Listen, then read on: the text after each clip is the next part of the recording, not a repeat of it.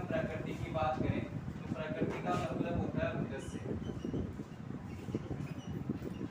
इसके भूजस्य के बारे में हम क्या करेंगे, अध्ययन करेंगे कि मानव भूगोल का क्या भूजस्य है पढ़ने का, है ना। इससे मानव भूगोल के अंतर्गत कौन से विशेष क्षेत्रों को क्या किया गया है, शामिल किया गया है। ठीक है, तो पहले आप पॉइंट लगा लो इसमें, मानव भूगोल।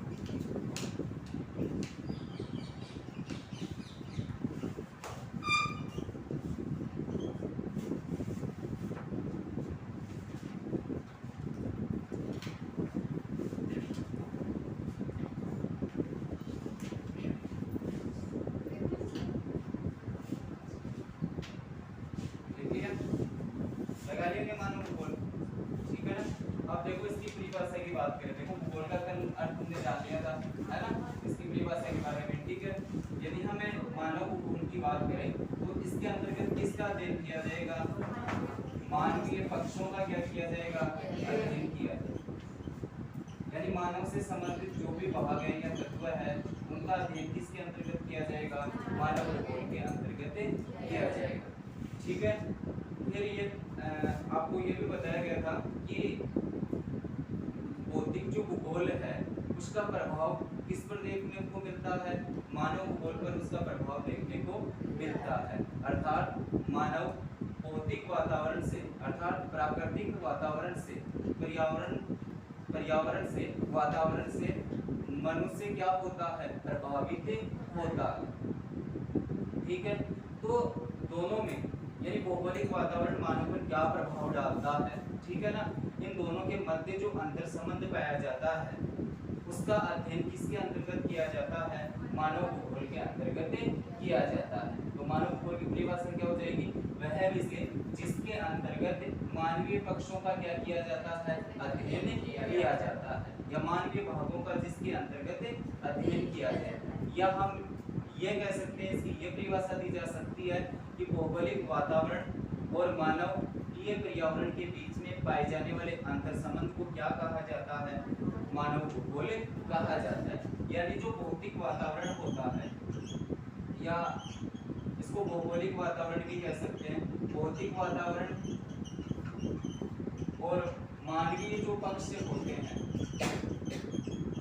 पक्ष कह दो या भाग कह दो, इन दोनों के मध्य संबंध क्या पाया जाता है। अब संबंध ये है कि भौतिक वातावरण मानवीय वातावरण को क्या करता है, प्रभावित करता है। किस प्रकार से प्रभावित करता है, मानव भौगोलिक वातावरण से किस प्रकार से प्रभावित होता है, इन सभी का किसके अंतर्गत अध्ययन किया जाएगा, मानव भूगोल के अंतर्गत इसका अध्ययन किया जाएगा। तो वह विषय जिसके अंतर्गत मानवीय पक्षों का अध्ययन किया जाए, या दूसरे शब्दों में इसकी हम परिभाषा देना चाहें तो ये दे सकते हैं कि भौगोलिक वातावरण और मानव के मध्य पाए जाने वाले अंतर संबंध का जिस विषय के अंतर्गत अध्ययन किया जाता है उस विषय को क्या कहा जाता है, मानव भूगोल कहा जाता है। लिखो, तुम परिभाषा लिखो इसकी।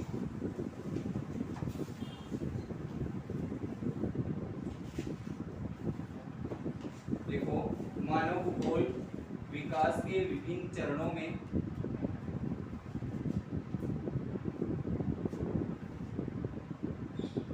मानव भूगोल विकास के विभिन्न चरणों में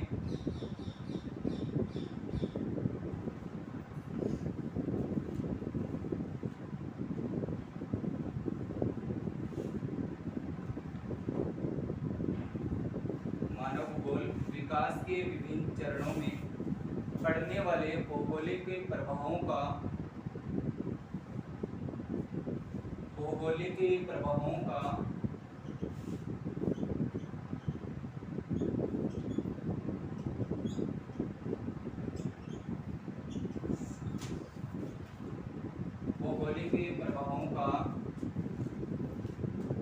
एक आदर्श अध्ययन है,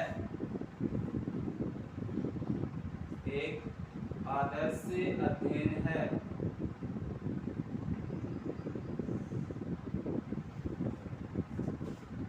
ये मानव और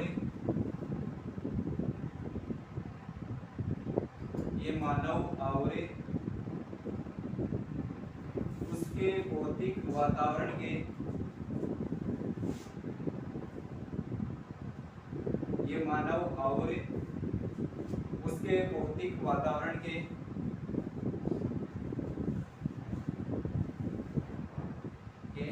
संबंध का अध्ययन है।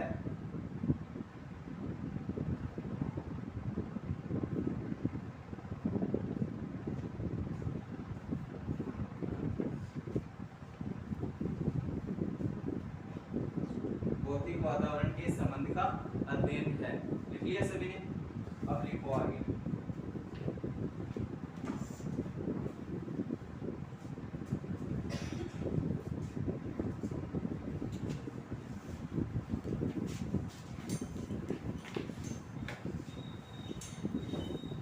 मानव भूगोल का पिता ओब्लिक जन्मदाता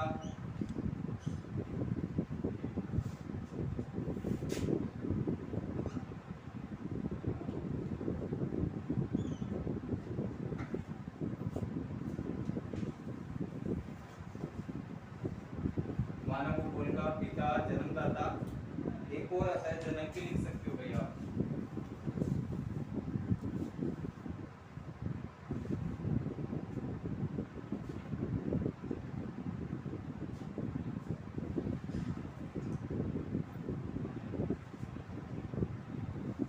ये लिख लो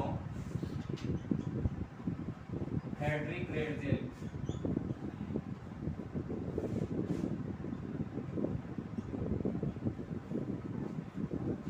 हेनरी ग्रेडजेल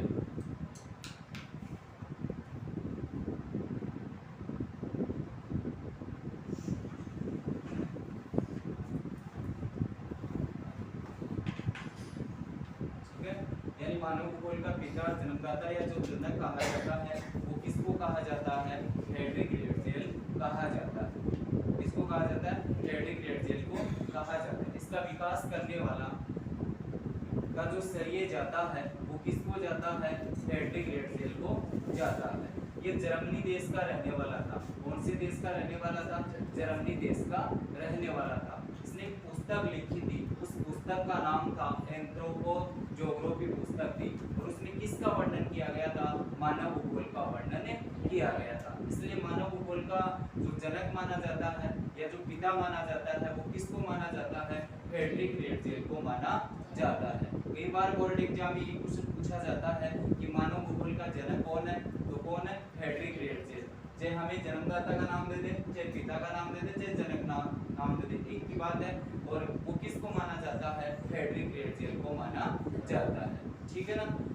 मानव भूगोल हो गई इसकी परिभाषा कि मानव भूगोल किसे कहते हैं। यानी भौगोलिक वातावरण और मानव के बीच में जो अंतर संबंध पाया जाता है, जो संबंध पाया जाता है, क्योंकि भौगोलिक वातावरण किसको प्रभावित करता है? मानव को प्रभावित करता है और मानव भौगोलिक वातावरण को क्या करता है? प्रभावित करता है। इन बातों का जिस विषय के अंतर्गत अध्ययन किया जाता है उस विषय को क्या कहा जाता है? मानव भूगोल कहा जाता है।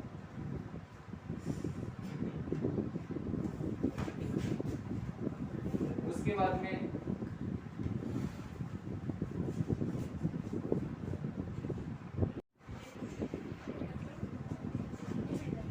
अब लिखो आगे हेनरी ग्रेडजेल के इसमें आप लिखो मानव भूगोल की परिभाषाएं।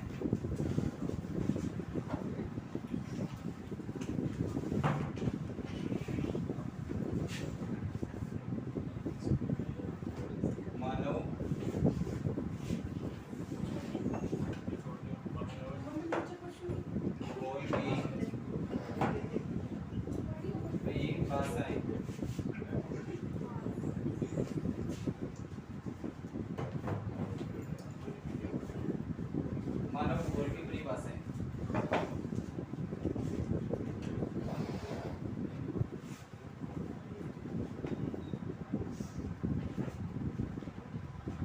लिखिए क्या? ठीक है। अब देखो अलग अलग विद्वानों के द्वारा, अलग अलग मानवीय भूगोलवेत्ताओं के द्वारा मानव भूगोल को क्या किया गया है? परिभाषित किया गया है। ठीक है ना? अलग अलग भूगोलवेत्ताओं के द्वारा सभी ने ये प्रयास किया है इसको समझाने के लिए विभिन्न प्रकार की परिभाषाओं का क्या किया है? उपयोग किया है। ठीक है ना? यदि इनकी परिभाषाओं का अध्ययन किया जाए तो निष्कर्ष यही निकलता है कि इसके अंतर्गत केवल भौतिक वातावरण और मानव के बीच में पाए जाने वाला जो संबंध है उस संबंध का क्या किया जाता है, अध्ययन किया जाता है। यदि हम इसमें पहली परिभाषा लिखो फ्रेडरिक रेटजेल के अनुसार,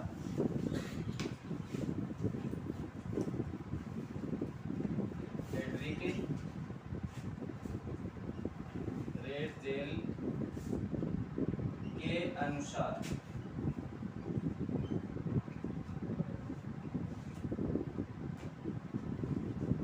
परिभाषा को डबल इन्वर्टेड कोमा स्टार्ट कर देना, डबल इन्वर्टेड कोमा भी उसको बंद करना, ठीक है ना। और ये हमेशा ध्यान रखना है बोर्ड एग्जाम की क्लास में, ठीक है ना। किसी भी लेखक के अनुसार यदि आप परिभाषा लिखते हो तो आपको सबसे पहले लिखना पड़ेगा ये उससे भूगोल वेत्ता का नाम लिख दो, ठीक है ना, के अनुसार, और फिर जो भी परिभाषा उसको डबल इन्वर्टेड कोमा में क्या करना है, बंद करना है। आप लिखो फ्रेडरिक रेटजेल के अनुसार, इसकी परिभाषा लिखो मानव भूगोल, मानव भूगोल मानव समाजों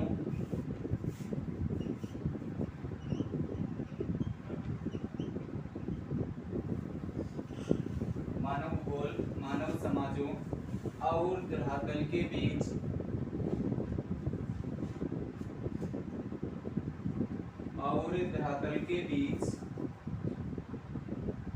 संबंधों का संश्लेषित अध्ययन है।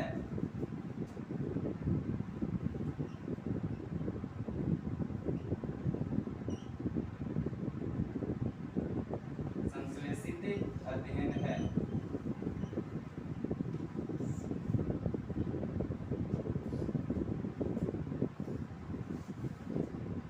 अब देखो फ्रेडरिक रेटजेल के अनुसार इसकी क्या परिभाषा है कि मानव भूगोल मानव समाजों और धरातल के बीच संबंधों का क्या है, संश्लेषित अध्ययन है। किसकी बात कर रहा है, धरातल की बात कर रहा है। धरातल का मतलब क्या हो गया, भौगोलिक वातावरण हो गया, भौतिक वातावरण हो गया, ठीक है। मानवीय समाज की यदि हम बात करें तो मानवीय समाज का मतलब होता है मानवीय क्रियाकलाप,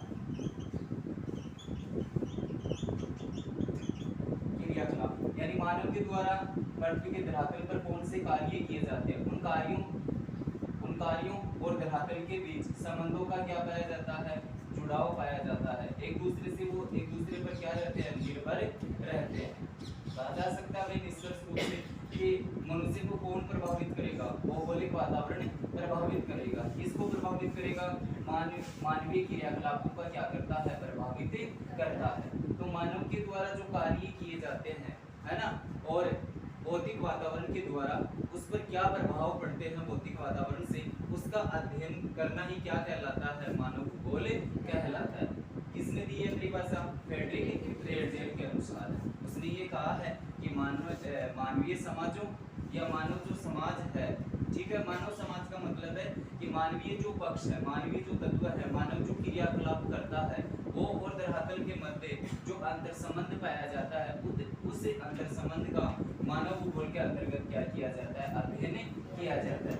बोर्ड एग्जाम की यदि हम बात करें, दो तरह से यहाँ से क्वेश्चन देगा आपको। कितने तरीके से क्वेश्चन देगा, दो तरीके से क्वेश्चन देगा। एक तो आपको ये देगा कि फ्रेडरिक रेटजेल के अनुसार मानव भूगोल की क्या दीजिए, परिभाषा दीजिए। समझ गए क्या। कई बार प्रश्न आता है कि मानव भूगोल को परिभाषित कीजिए और आप किसी लेखक के अनुसार लिख के आते हो, ठीक है ना, वो आपको नहीं लिखना है। जब आपको किसकी पूछी जाए, लेखक की पूछी जाए, प्रश्न ये आता है कि मानव भूगोल को परिभाषित कीजिए, तब आपको लिखना है कि मानव और भौगोलिक वातावरण के मध्य पाए जाने वाले संबंधों का या अध्ययन को ही क्या कहा जाता है, मानव भूगोल कहा जाता है। लेकिन जिस लेखक के अनुसार पूछा गया, आपको उस लेखक की आपको क्या करनी है, परिभाषा लिखनी है। जैसे आपको पूछ लिया गया, दो तरीके से यहाँ से क्वेश्चन करेगा आपको, है ना, दो तरीके से यहाँ क्वेश्चन आएगा। एक कभी तो ये दे देता है कि फ्रेडरिक रेटजेल के अनुसार मानव भूगोल को क्या कीजिए, परिभाषित कीजिए। कई बार क्या करता है, ये परिभाषा आपको क्या कर देगा, दे देगा। प्रश्न में क्या कर देगा, परिभाषा को डाल देगा और डालने के बाद में आपको विद्वान का नाम पूछेगा कि ये परिभाषा किस भूगोलवेत्ता की देन है, ये परिभाषा किसने दी है, ठीक है ना। ऐसे दे देगा इसको कि मानव भूगोल मानव समाजों और धरातल के बीच संबंधों का संश्लेषित अध्ययन है। ठीक है, यह परिभाषा किस भूगोलवेत्ता की देन है, या ये परिभाषा मानव भूगोल को किसने परिभाषित किया है, तो वो किसका नाम लिखना पड़ेगा, हमें फ्रेडरिक रेटजेल का नाम लिखना पड़ेगा। ठीक है, उसके बाद में अगली परिभाषा लिखो आप, एलन सी सैंपल के अनुसार।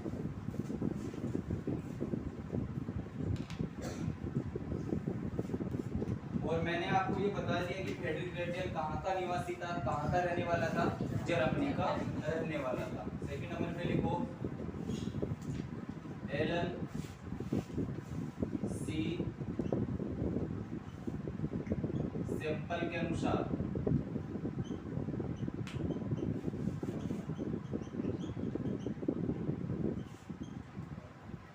एलन सी सैंपल के अनुसार, एलन सी सैंपल के अनुसार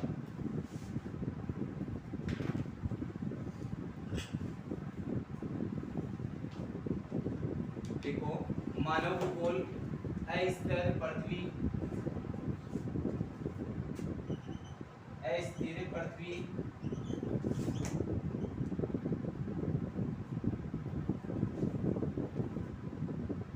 और क्रियाशील मानव के बीच, और क्रियाशील मानव के बीच, क्रियाशील मानव के बीच परिवर्तनशील संबंधों का अध्ययन है।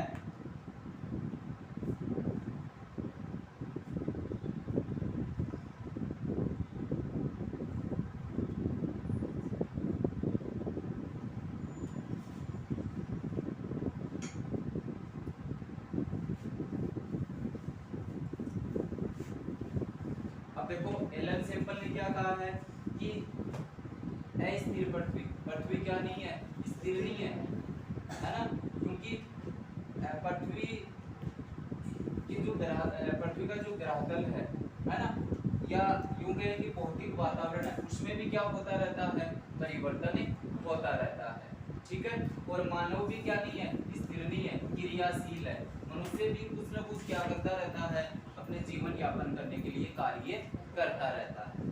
ठीक है, अब ये जो दोनों में परिवर्तन होता है, इस परिवर्तन का ही मानव भूगोल के अंतर्गत क्या किया जाता है, अध्ययन किया जाता है। जैसे उदाहरण दे भाई, सबसे पहले मनुष्य ने किसका निर्माण किया, सड़क परिवहन का निर्माण किया, फिर उसने किसका निर्माण किया, रेल परिवहन का निर्माण किया, उसके बाद में उसने जलयानों का निर्माण किया, जल परिवहन का निर्माण किया, और उसके बाद में उसने किसका निर्माण किया, वायु परिवहन का निर्माण किया। पृथ्वी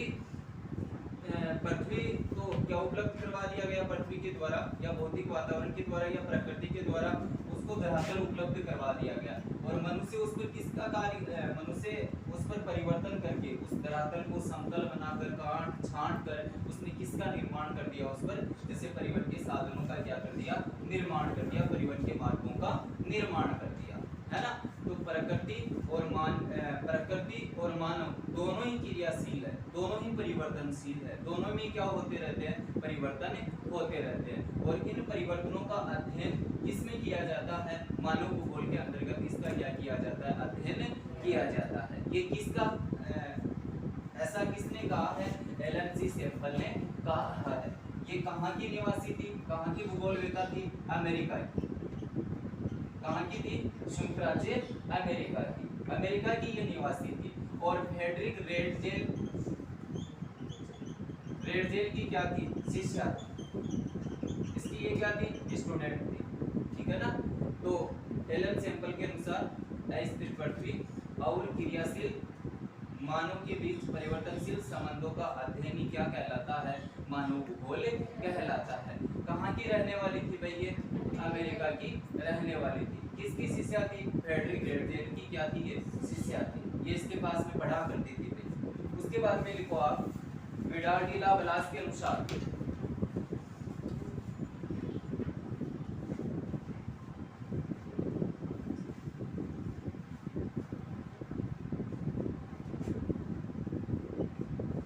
विडाल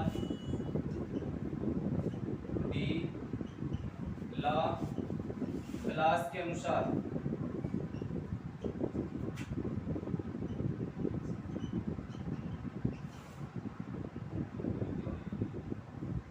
विडाल डी ला ब्लास के अनुसार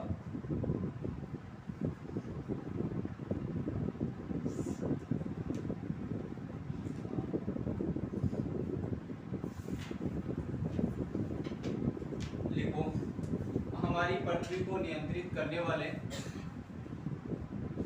हमारी पृथ्वी को नियंत्रित करने वाले, हमारी पृथ्वी को नियंत्रित करने वाले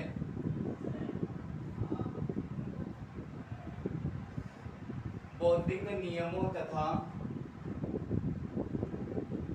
हमारी पृथ्वी को नियंत्रित करने वाले भौतिक नियमों तथा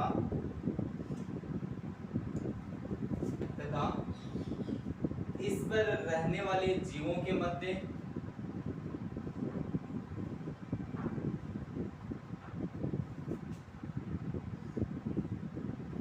तथा इस पर रहने वाले जीवों के मध्य संबंधों के अधिक संश्लेषित ज्ञान से उत्पन्न तथा इस पर रहने वाले जीवों के मध्य संबंधों के अधिक संश्लेषित ज्ञान से उत्पन्न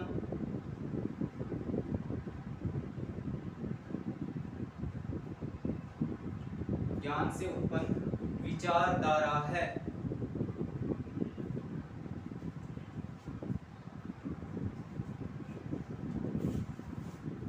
से उत्पन्न विचारधारा है। डबल यूनाइटेड कॉमा में इसको क्या कर दोगे, बंद कर दोगे। अब देखो विडाल डी ला ब्लास ने क्या कहा है कि हमारी पृथ्वी को भौतिक जो नियम होते हैं, वो भौतिक नियम हमारी पृथ्वी पर होने वाले जो परिवर्तन है उनको क्या करते हैं, नियंत्रित करते हैं।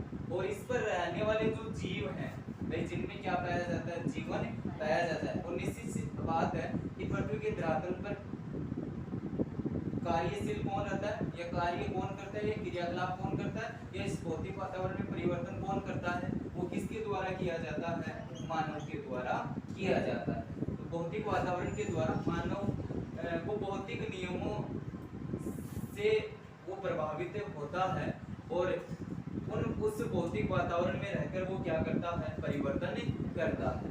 तो इस विषय के अंतर्गत, मानव भूगोल के विषय के अंतर्गत, यानी भौतिक वातावरण में होने वाला परिवर्तन और मानव में होने वाले जो परिवर्तन है, उन परिवर्तनों का क्या किया जाता है, अध्ययन किया जाता है।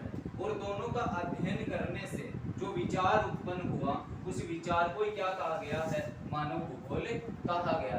ऐसा किसके द्वारा कहा गया है, विडाल डी ला ब्लास के द्वारा कहा गया है। ये कहाँ का रहने वाला था, फ्रांस देश का रहने वाला था। कौन से देश का निवासी था, फ्रांस देश का इसको क्या माना जाता है, निवासी माना जाता है। अब मानव भूगोल की 3 विद्वानों के अनुसार परिभाषा हो गई। पहली परिभाषा किसके अनुसार थी, फ्रेडरिक हेटज़ेल के अनुसार। दूसरी परिभाषा किसके अनुसार थी, सैंपल के अनुसार। और तीसरी परिभाषा कौन सी थी, किसके अनुसार थी, विडाल डी ला ब्लास के अनुसार। ठीक है। और यहाँ से बोर्ड एग्जाम में 1 नंबर का क्या किया जाता है, क्वेश्चन पूछा जाता है। हर बार परिभाषाओं से क्या दिया जाता है, क्वेश्चन दिया जाता है। और कितने नंबर का दिया जाता है, 1 नंबर का दिया जाता है। मैंने बता दिया आपको कि 2 तरीके से क्वेश्चन देगा। कितने तरीके से क्वेश्चन देगा, 2 तरीके से क्वेश्चन देगा। एक तरीका ये काम में ले सकता है कि आपको किसी विद्वान का नाम देगा और उसके अनुसार मानव भूगोल की क्या पूछेगा, परिभाषा पूछेगा, कि आपको प्रश्न में क्या कर देगा, परिभाषा दे देगा। और उसके बाद में ये पूछेगा कि परिभाषा किसकी देन है। ठीक है, क्लियर है यहाँ तक। फिर आगे लिखो, मानव भूगोल की प्रकृति ऑब्लिक उद्देश्य।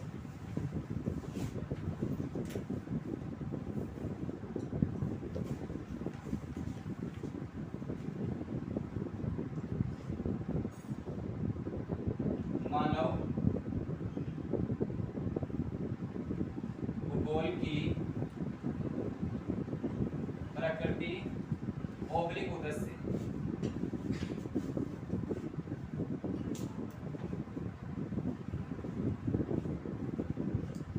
मानव भूगोल की प्रकृति ऑब्लिक उद्देश्य।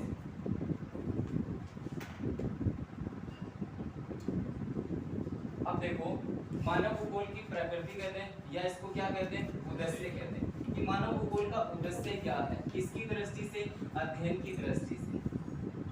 इसमें किसका अध्ययन किया जाता है, कोई इसका क्या होगा भाई, उद्देश्य होगा।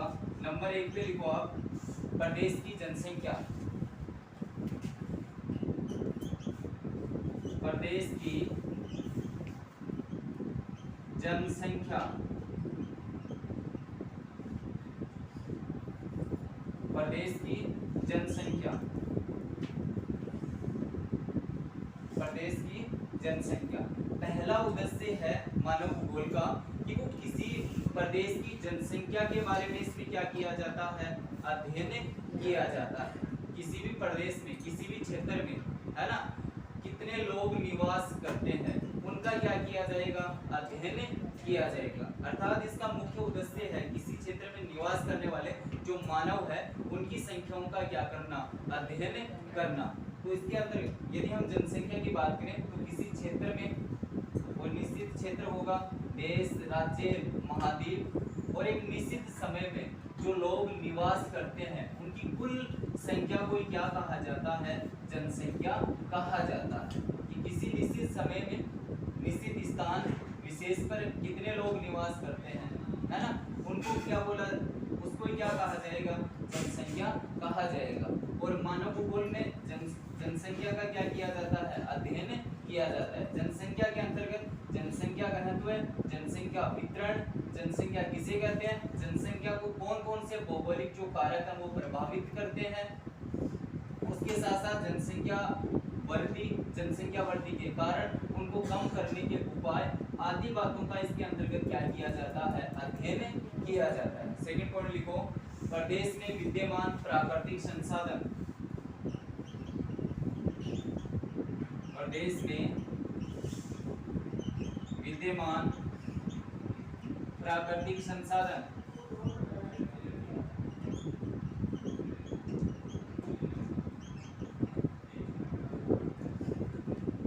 प्रदेश में विद्यमान प्राकृतिक संसाधन,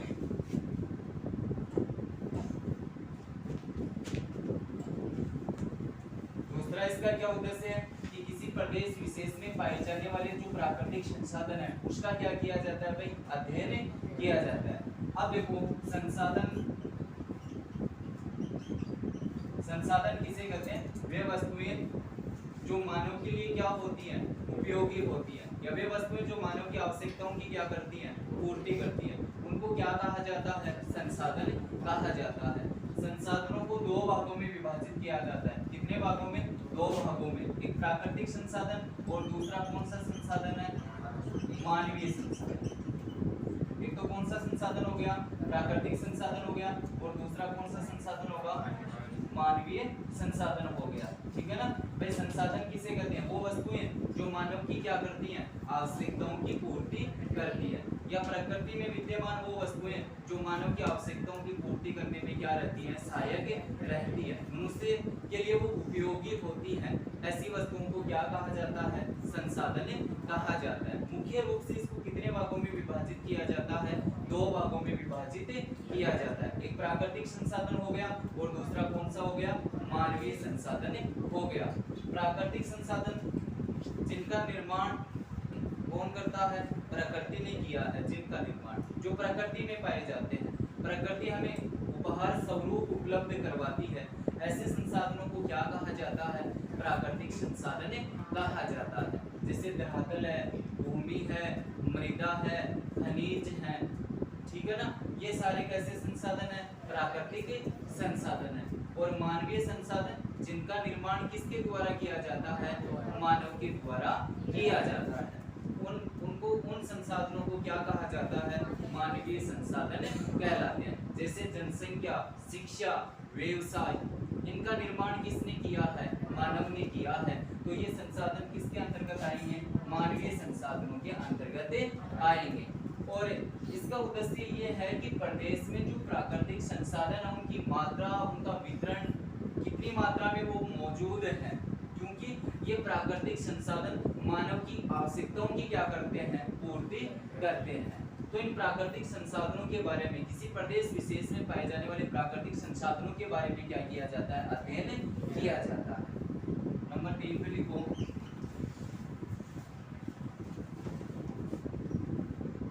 मानव द्वारा निर्मित सांस्कृतिक भूदर से, मानव द्वारा निर्मित सांस्कृतिक भूदर से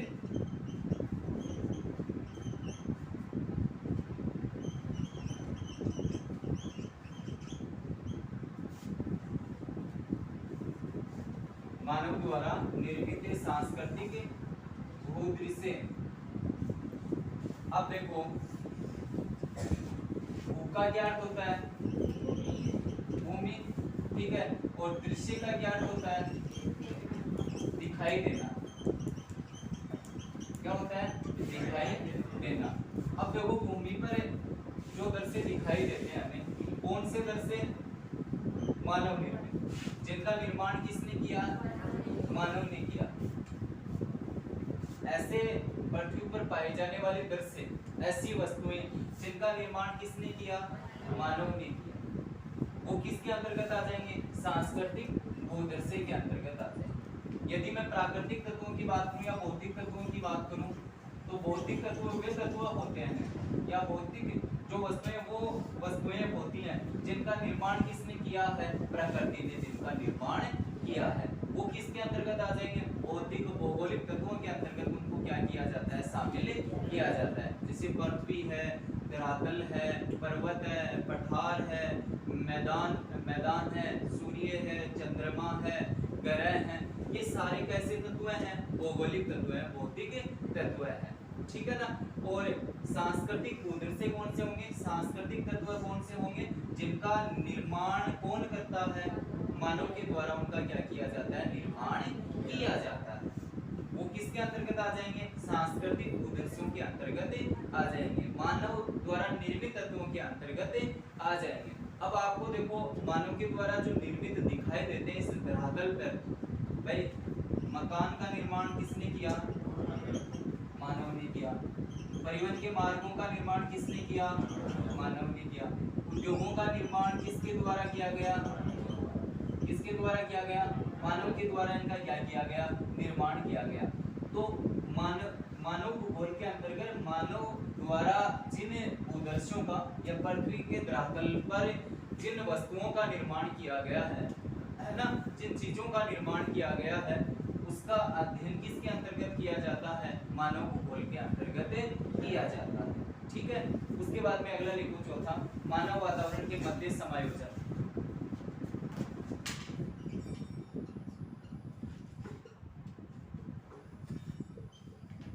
मानव वातावरण के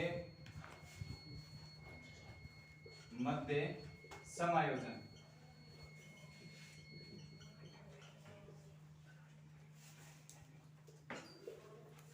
मानव वातावरण के मध्य समायोजन।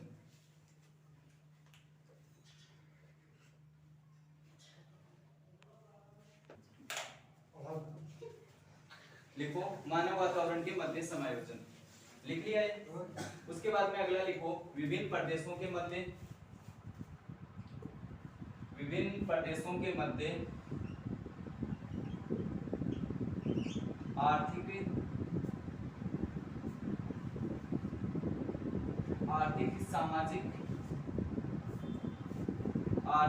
सामाजिक व सांस्कृतिक संबंध, आर्थिक सामाजिक व सांस्कृतिक संबंध।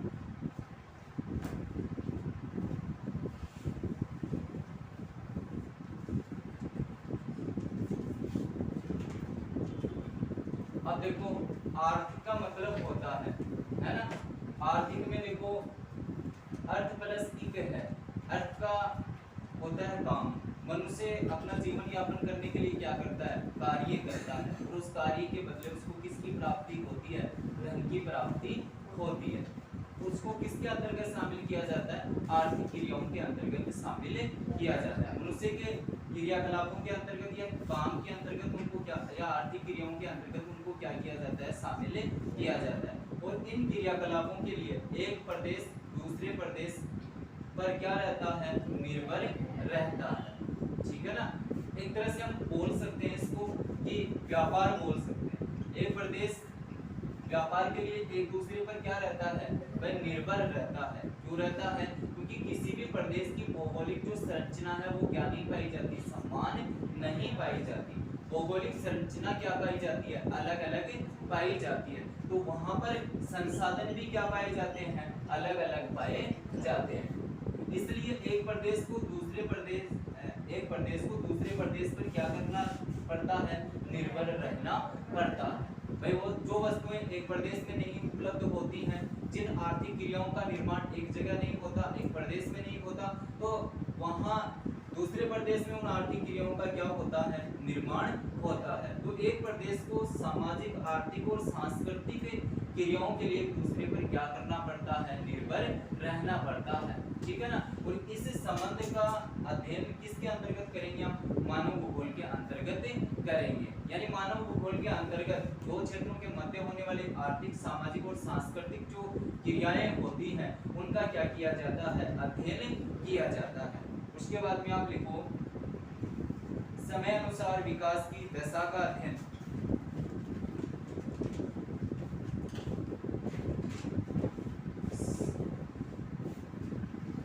समय अनुसार विकास की दशाओं का अध्ययन।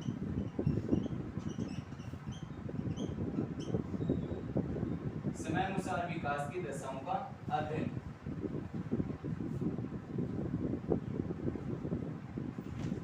समय अनुसार विकास की दशाओं का अध्ययन।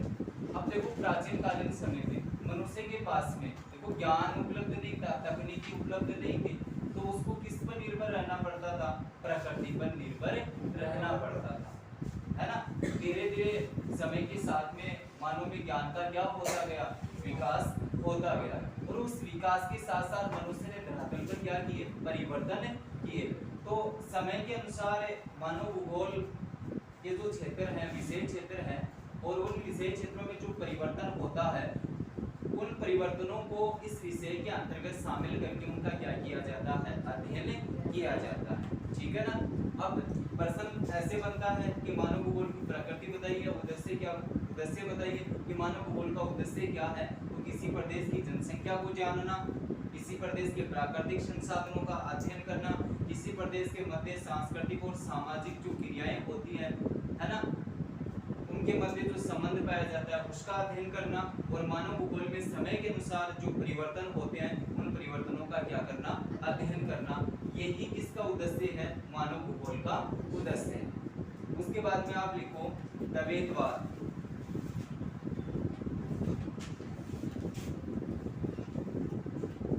द्वैतवाद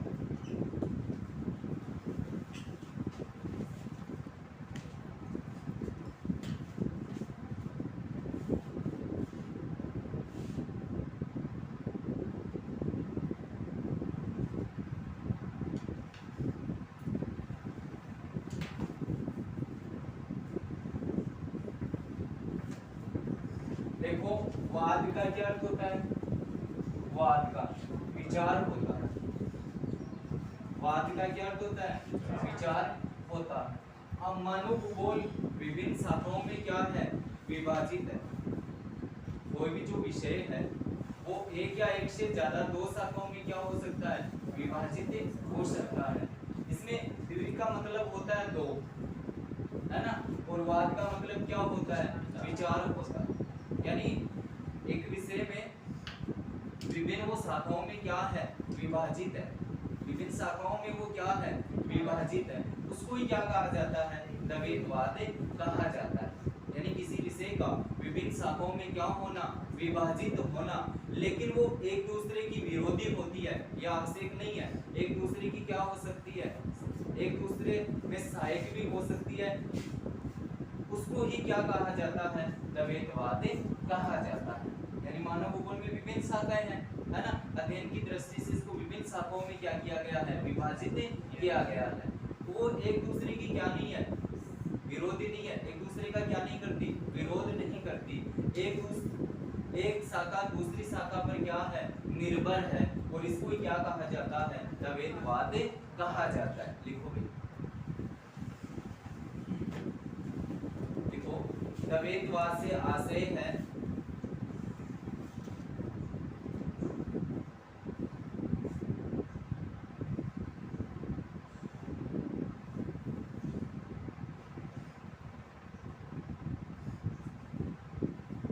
द्वैतवाद से आशय है किसी विषय का दो भागों या शाखाओं में बंट जाना।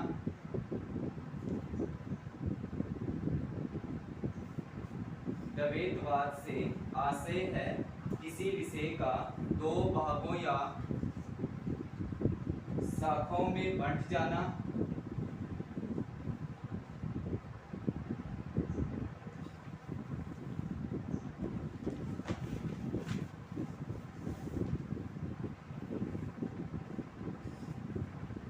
द्वैतवाद से आशय है किसी विषय का दो भागों या शाखाओं में बंट जाना। इसके लिए यह आवश्यक नहीं है कि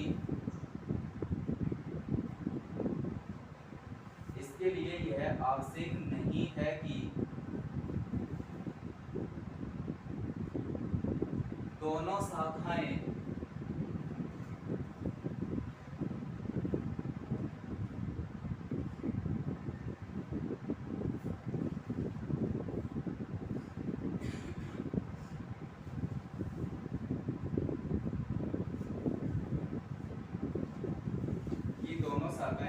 एक दूसरे की विरोधी हो। दोनों शाखाएं एक दूसरे की विरोधी हो, एक दूसरे की विरोधी हो। ये दोनों शाखाएं एक दूसरे की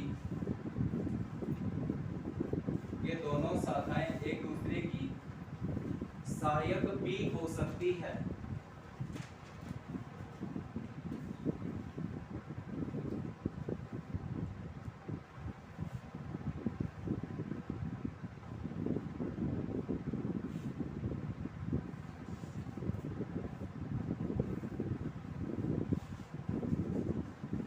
यानी द्वैतवाद का मतलब क्या है कि किसी विषय का दो शाखाओं में क्या हो जाना, विभाजित हो जाना। अलग अलग शाखाओं में क्या होना, बंटना ही क्या कहलाता है, द्वैतवाद कहलाता है। अभी एक दूसरे की विरोधी भी हो सकती है, और ये जरूरी नहीं कि एक दूसरे का क्या करें, विरोध भी करें। एक दूसरे सहायक भी क्या, एक दूसरे की क्या हो सकती है, सहायक भी हो सकती है। इसको ही क्या कहा जाता है, द्वैतवाद कहा जाता है।